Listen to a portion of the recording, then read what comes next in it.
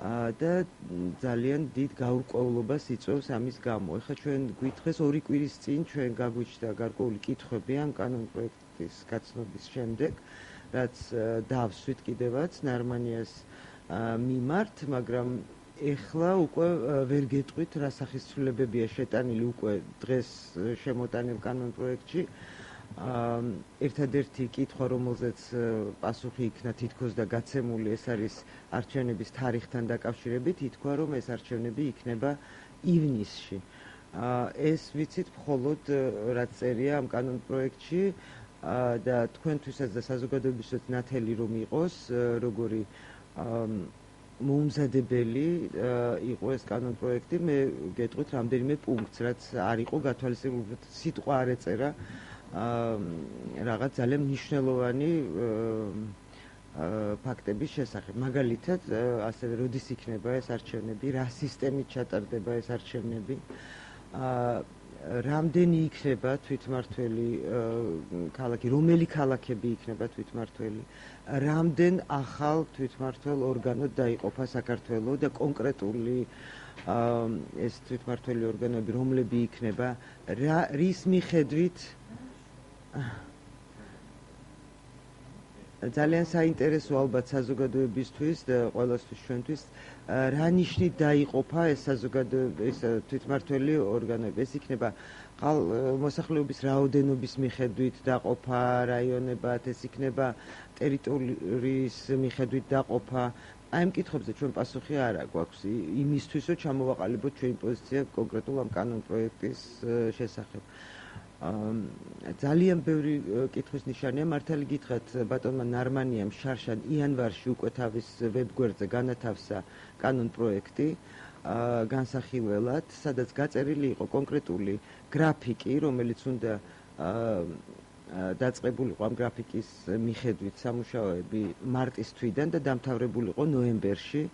სრული რეორგანიზაცია, ასე ვთქვათ, იმდენად რომ უკვე ნოემბერში უნდა ტრეინინგი ქონოდა გავლილი თვითმმართველობის წარმომადგენლებს და 2014-ში ჩვენ უნდა შევსულიყავით უკვე ახალი თვითმმართველობის კანონის მოქმედების ფარგლებში უნდა გაგრძელებულიყო საქართველოს ცხოვრება. მაგრამ ეს ასე არ მოხდა. დიდი ეჭვი მაქვს, რომ ვერ მოხდება ეს აი ახალი კანონ პროექტის საფუძველზეც, იმიტომ რომ მართლაც ძალიან ბევრი კითხვაა, ფინანსური საკითხებია ძალიან მნიშვნელოვანი, როგორ მოხდება ამ ადგილობრივი ახლად შექმნილი მუნიციპალიტეტების დაფინანსება, თვითმმართველი ქალაქების დაფინანსება. გასაგებია, რომ გარკვეული გადასახადებიდან გარკვეული თანხები დარჩება, მაგრამ რამდენი დარჩება, როგორ ეს არაფერი არ არის გაწერილი. რა სისტემით მოხდება საკრებულოების არჩევა რეგიონებში და რა სისტემით მოხდება საკრებულოს არჩევა დედაქალაქში. აი ამ კითხვებზე პასუხები არ არის. წარმოდგენილ პროექტში მაგალითად ერთი ესეთი პუნქტია, უცნაური ასევე, ეს უკვე დეტალებია, მაგრამ ესეთი პუნქტია, რომ ესე იგი გამგებლები იქნებიან არჩეული პირდაპირი წესით, ხოლო გამგებლის მოადგილეები თანამდებობას დატოვებენო, ასე წერია, როგორც კი გამგებელს შეუწყდება უფლებამოსილებაო. გამგებელი არის არჩეული თანამდებობა, გამგებლის მოადგილე კი არის კონკურსის წესით დანიშნული ადამიანი. თუ არ მოხდა ცვლილება თვითმმართველობის კანონში და არ შეიცვალა ეს პუნქტი და გამგებლის მოადგილე არ გახდა, ანუ არა არჩევნების გზით, არამედ უბრალოდ პირდაპირ დანიშნული კადრი, მაშინ უბრალოდ მისი განთავისუფლება შეუძლებელი იქნება და ეს რაღაცნაირ ისეთ ვარაუდის საფუძველს მაძლევს, რომ თითქოს ეს გამგებლის მოადგილე ნათესავებისთვის განკუთვნილი ადგილია, იმიტომ რომ მოვიდა ახალი გამგებელი, დანიშნა ვიღაც თავისთვის სანდო ადამიანი, წავიდა გამგებელი და შემდეგ გამგებელს ასევე ეყოლება ვიღაც ნათესავი და ახლობელი დასანიშნად, იმიტომ რომ სხვა შემთხვევაში თუ კონკურსის წესით არის მაგალითად გამგებლის მოადგილე დანიშნული, რატო უნდა შეუწყდეს მას უფლებამოსილება გამგებლის უფლებამოსილების შეწყვეტასთან ერთად. აი ესეთი ძალიან ბევრი გაურკვეველი საკითხია აი ამ კანონ პროექტში, რომელიც ერთი ჩამოვთვალო, მართალი გითხრათ, მიჭირს. იმედი მაქვს, რომ დღეს წარმოდგენილ ვერსიაში, რომლის წვდომა არ აქვს არავის, ანუ არავინ არ იცის ჯერ რა სახის ცვლილებები იქნება შეტანილი უკვე ახალ დღეს წარმოდგენილ კანონ პროექტში. ხელმისაწვდომი არ არის, რომ გვენახა, ამიტომ ჯერჯერობით ველოდებით კომიტეტის სხდომებს, სადაც იქნება წარმოდგენილი ეს კანონ პროექტი და უკვე იმის შემდეგ შეიძლება უკვე მსჯელობას და შენიშვნების გაკეთებაც. თქვენ თუ გაახსენებული განსხვავებული შენიშვნები, რომელიც უნდა შევიდეს ამ კანონ პროექტში და აი რას ფიქრობთ, რა უნდა დარჩეს, რა უნდა იყოს და რა უნდა შევიდეს? ხო, მართალი გითხრათ, ჩვენ საერთოდ ვფიქრობდით, რომ ჩვენი ვერსია გაგვეკეთებინა თვითმმართველობის კანონისა, იმიტომ რომ შენიშვნებს რაც ეხება, მე გითხარით, რომ იქ უბრალოდ არაფერი წერია იმასთან დაკავშირებით, რომ თქვათ რაღაცა შენიშვნები ან სერიოზული შენიშვნები გქონდეს. ერთადერთი, რასაც ჩვენ ვემხრობით და ყოველთვის ვემხრობებით, ეს არის თვითმმართველი ქალაქები, კი ბატონო, ეს ჩვენ ძალიან მივესალმებით ასეთ გადაწყვეტილებას, ეს ჩვენც გქონდა მიზნად და გეგმაში, რომ ასე გაგვეკეთებინა, მივესალმებით პირდაპირ არჩეულ გამგებლებს, ასევე არ მივესალმებით და ვერ დაუჭერთ მხარს ამ საბჭოებს, რომელიც უნდა შეიქმნას გუბერნატორთან და ასევე რაღაც სოფლის საბჭოებს, იმიტომ რომ გაურკვეველია მათი ფუნქციები, სრულად არ არის გაწერილი და ვერ ვიგებთ რა საჭიროა ეს საბჭოები. გაურკვეველია რა ხარჯებს თან არის ეს დაკავშირებული სახელმწიფოსთვის. აი ახალი აი ამ კანონის შესვლის შემდეგ რა ფისკალურ ცვლილებებს გამოიწვევს ეს კანონი მიღების შემთხვევაში. მოკლედ, რაც შეეხება დეცენტრალიზაციას, ჩვენ ამას ვემხრობით უფლებამოსილების გადანაწილებას რეგიონებისთვის, მათ დამოუკიდებლობას ვემხრობით, რაც პრინციპებს შეეხება, ხოლო რა იქნება გაწერილი კანონში, ამაზე ვერაფერს გეტყვით, იმიტომ რომ ეს ჯერ ჩვენთვის არის უცნობი. რაც შეეხება გუბერნატორებს, აქ ისინი ტოვებენ გუბერნატორების თანამდებობას ისევე როგორც ეს დღემდე არის, ანუ ისინი იქნებიან დანიშნული და წარმომადგენლები ცენტრალური ხელისუფლების, როგორც აქამდე იყო, ჩვენ კი ვემხრობოდით გუბერნატორების ასევე არჩევას პირდაპირი წესით რეგიონებისთვის. ასე რომ აი ეს არის დღეობით ჩვენი პოზიცია, მართალი გითხრათ. უფლებამოსილებების თვალსაზრისით რა იცვლება თვითონ გუბერნატორის ინსტიტუტში თუ არის? არაფერიც არ იცვლება გარდა იმისა, რომ რაღაც საბჭოს ქმნიან გუბერნატორთან, რეგიონალურ საბჭოს, რომელიც ისედაც იყო და ყველა საკრებულო თუ გამგებელი ისედაც წარმოადგენდა საკონსულტაციო საბჭოს, ასე ვთქვათ.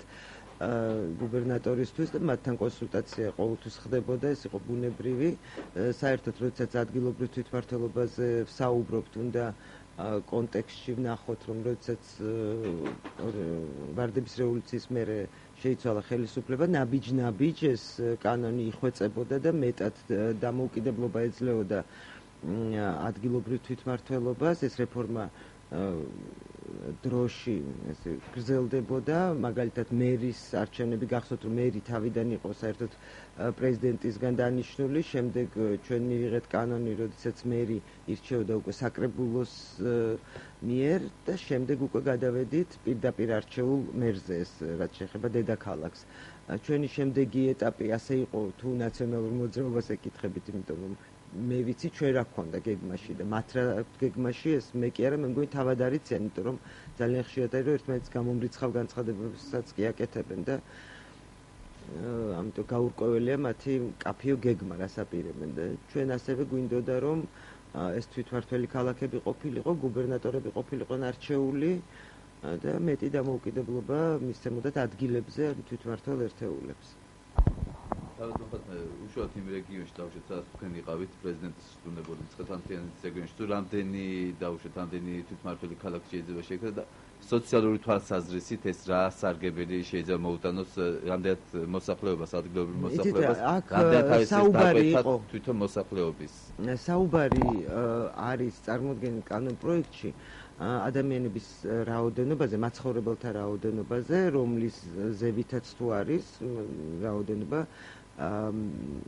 კი არ მახსოვს ზუსტად ეს ბატონო 15,000 მაცხოვრებლის ზემოთ უკვე თვითმმართველი ქალაქია. ჩემ რეგიონში ასეთი არც ერთი ქალაქი არ არის, არც მცხეთა მათ შორის, თუმცა მცხეთას აქვს სხვა სტატუსი, ისტორიული დედაქალაქია, როგორც ვიცით, ამიტომ შესაძლებელია მცხეთაც გახდეს თვითმმართველი ქალაქი თავის ისტორიული მნიშვნელობის გათვალისწინებით. თორე სხვა თვითმმართველი ქალაქი მცხეთ-მთიანეთში ალბათ ვერ გაჩნდება გამომდინარე რაოდენობიდან, მოსახლეობის რაოდენობიდან. საერთოდ მართლა გეუბნებით, ძალიან გაურკვეველია, როგორ დაყოფენ აი ამ რაიონებს, რის მიხედვით, ტერიტორიების მიხედვით. ეს არ იქნება ადვილი პროცესი. ხალხის მაცხოვრებელთა რაოდენობის მიხედვით, თუ რის მიხედვით, აი რის მიხედვით აირჩევა ცენტრი. აი გეოგრაფიულად როგორ იქნება ეს შემოსაზღვრული.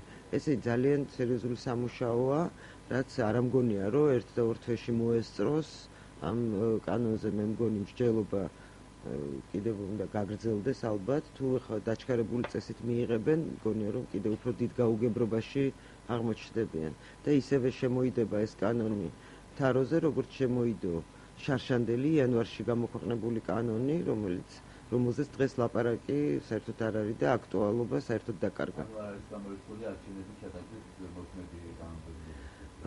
ვერ გეტყვით, ყოველ შემთხვევაში ის რომ არჩევნების მომზადება ახალი რეალობის გათვალისწინებით, თუ კი ეს კანონი იქნა მიღებული, ძალიან გართულდება, იმიტომ რომ დროის თვალსაზრისით წარმოუდგენელია ჩემთვის, როდის გადაწყდება, კიდევ ვიმეორებ, რამდენი თვითმმართველი ერთეული იქნება, რის მიხედვით დაიყოფა, როგორი სისტემით აირჩევიან.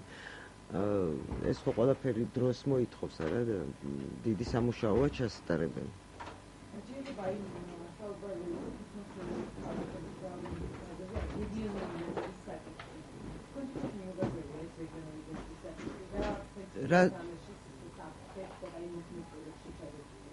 საფრთხე სეპარატიზმისა არა, ვერანაირად ვერ ხედავ სეპარატიზმის საფრთხეს და პირიქით ვემხრობით თვითმმართველი ქალაქების გაჩენას და მათ დამოუკიდებლობას. არანაირად არ ვიზიარებთ სეპარატიზმის საფრთხის არსებობის საშიშროებას. თემასთან დაკავშირებითაც მინდა გითხოთ, უკრაინაში გამართული მოვლენების რომ შეაფასოთ, როგორ აფასებთ ზოგადად იქ არსებულ გამოსვლებს და ასევე მინდა გითხოთ თქვენი თანაგუნდელების, მათ შორის ყოფილი პრეზიდენტის ჩართულობას ამ პროცესში, თქვენი შეფასება. როგორ ვაფასებ უკრაინაში მიმდინარე მოვლენებს, ისევე როგორც აფასებს ამას მთელი ცივილიზებული სამყარო. რომ ეს არის უკრაინელი ხალხის არჩევანის წინააღმდეგ გადადგმული ნაბიჯი პრეზიდენტის მხრიდან. ეს არის უდიდესი შეცდომა პრეზიდენტის მხრიდან, რომელიც მან დაუშვა, როდესაც არ მოაწერა ხელი ასოცირების ხელშეკრულებას ევროპასთან. და განაცხადა კიდევაც ამის მიზეზები და თქვა, რომ რუსეთის მხრიდან იყო პირდაპირ მუქარა იმის თაობაზე, რომ უკრაინა ჩავარდებოდა ძალიან მძიმე ეკონომიკურ მდგომარეობაში, თუ კი ისწავიდოდა ამ გზაზე და რუსეთი სრულიად ცხადად დაუფარავად ეკაჩება ყოფილ საბჭოთა რესპუბლიკებს, როგორ ვერ გამოდის ილუზიიდან, რომ ეს ყოფილი საბჭოთა სივრცე კიდევ არსებობს და უნდა რომ ისინი გააწევრიანოს ან საბაჟო კავშირში, ან მოკლედ ევრაზიულ კავშირში, რომელიც არის მისი იდეა და ოცნება და ამისთვის ყველანაირ მეთოდს მიმართავს. ეს ამ მეთოდმა ამ ეტაპზე გაამართლა უკრაინის მაგალითს თუ ავიღებთ, მაგრამ მე დარწმუნებული ვარ, რომ უკრაინელი ხალხის არჩევანი, ეს არის სწორედ მათი არჩევანი და ისინი ვერ დაემორჩილებიან შანტაჟს სხვა ქვეყნის მხრიდან და ჩანს, როგორ მტკიცედ დგანან, მიუხედავად ამ კლიმატური პირობებისა, მიუხედავად იმისა, რომ მათზე არის დიდი ზეწოლა ხელისუფლების მხრიდან, მოხდა დარბევები, შინაგანი ჯარებია გამოყვანილი, ეს ხალხი მაინც მტკიცედ დგას და არ უნდა გადაუხვიოს თავის არჩევანს, რომელიც უფლებაც აქვს ყველა ხალხს. სრულიად ცინიკურია ამ დროს, რა თქმა უნდა, რუსეთის ხელისუფლების დამოკიდებულება ზოგადად უკრაინელი ხალხის არჩევანის მიმართ, როგორც ყველა ხალხის არჩევანის მიმართ, მათ აქვს თავიანთი სტრატეგიული ინტერესი და თვლიან, რომ ამ ინტერესის განსახორციელებლად ყველა მეთოდი არის მისაღები. ვფიქრობ, რომ ეს ეხლანდელი მიტინგები, როგორც არ უნდა დამთავრდეს ეს მსვლელობა საპროტესტო, მაინც მგონია, რომ საბოლოოდ გადაწყვეტილია იანუკოვიჩის ბედი, იმიტომ რომ მან მე ვფიქრობ, რომ სრულად გამოუსწორებელი შეცდომა დაუშვა აი ამ ნაბიჯით, როდესაც დაყვა აი ამ შანტაჟს და ხალხის ნების გაუთვალისწინებლად ფაქტიურად გაურიგდა რუსეთის ხელისუფალს. ამას დარწმუნებული ვარ, უკრაინელი ხალხი არ აპატიებს. ჩვენ ვხედავთ, რომ სოფლიოში არის დიდი გამოხმაურება და უკრაინელ ხალხს დიდ თანადგომას უცხადებს ყველა სახელმწიფო, ყველა ცივილიზებული ერი. მათ შორის სრულად ბუნებრივია, რომ საქართველოც უცხადებს თანადგომას, აქ არა მხოლოდ ნაციონალური მოძრაობა, არამედ ხელისუფლებაც ამ შემთხვევაში ერთიანი პოზიციაა, რომ ჩვენ უკრაინელი ხალხის არჩევანს ძალიან დიდ პატივს ვცემთ და მათ ევროპულ მომავალს. არა, რა თქმა უნდა, მაგრამ სწორედ მაგიტომ ამბობ, რომ იანუკოვიჩის შეცდომა არის გამოუსწორებელი, თუ ეს შეცდომა რბილად რომ ვთქვათ, ხდება ხოლმე ესე, რა თქმა უნდა, არის არჩეული პრეზიდენტი, მაგრამ მან ამ ეტაპზე გააკეთა ისეთი არჩევანი, ისეთი გადაწყვეტილება მიიღო, რომელიც ეწინააღმდეგება მისი ქვეყნის სტრატეგიულ ინტერესს და მისი ხალხის გამოხატულ ნებას. და ამას ჩვენ ვაკვირდებით აი დღეების და უკვე კვირების მანძილზე უკრაინის დედაქალაქში და არა მარტო უკრაინის დედაქალაქში. რაც შეეხება ნაციონალური მოძრაობის წარმომადგენლების ჩასვლას უკრაინაში, მე ვფიქრობ, ეს ძალიან დადებითად ვაფასებ მე პირადად, იმიტომ რომ ეს იყო გამოხატულება უკრაინელი ხალხის თანადგომის გამოცხადების, ეს იყო პასუხი და მადლიერების გამოხატვა ასევე იმ თანადგომისა, რომელიც უკრაინელ ხალხს აქვს გამოხატული ჩვენთვის გაჭირვების დროს და ამიტომ ეს არის სრულად ბუნებრივი მიხეილ სააკაშვილის ჩასვლაც იქ, ხალხის გამხნევებაც და მხარდაჭერა თავიანთ ევროპულ არჩევანში ეს მხოლოდ დადებითი შეფასების ღირსია, მე მგონი ეს საქციელი. და ერთი კითხვაც, ანუ ექსპერტები და თითქმის ხელისუფლებაც არ გამორიცხავს, რომ მომავალ წელს რუსეთი შეეცდება იგივე ზეწოლის მეთოდები გამოიყენოს საქართველოზე და ეს წნეხი რუსეთისგან გაწილიერდება. რამდენად შესაძლებელია მოვლენები უფრო დრამატულად გამვითარდეს ჩვენ შემთხვევაშიც და დაუშვათ მივიღოთ ხელისუფლების პოზიცია, რამდენად შეიძლება იქნას შეცვლილი ამ ზეწოლის შედეგად. იცით რა, ზეწოლა აუცილებლად იქნება, მას არ ჭირდება არც ექსპერტობა, არც ხელისუფლებაში ყოფნა, რომ მივხვდეთ, რომ რუსეთი ესე წყნარად არ დათმობს ჩვენ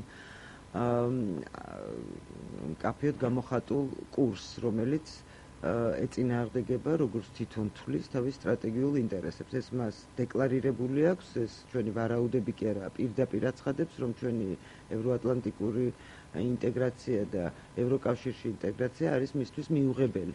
ამიტომ პოზიცია ხელისუფლებისა, როდესაც ის აცხადებს, რომ ესეთი საფრთხეები არ იქნება, ჩემთვის არის ძალიან უპასუხისმგებლო, როდესაც საგარეო საქმეთა მინისტრი ამბობს, რომ ვერ იჯერებს, რომ რუსეთი შეიძლება წავიდეს რაღაც პროვოკაციებზე და შეიძლება გარკვეული ზეწოლა განახორციელოს საქართველოს, ეს უბრალოდ არის არ ვიცი როგორ თქვა, ინფანტილიზმი ყველაზე კარგ შემთხვევაში, იმიტომ რომ თუ კი რამე რისკების განხილვა შეიძლება საქართველოში, ერთადერთი და ყველაზე მნიშვნელოვანი რისკია სწორედ რუსეთიდან მოდის და სწორედ უკავშირდება ჩვენს საგარეო მიმართულებას და საგარეო კურსს.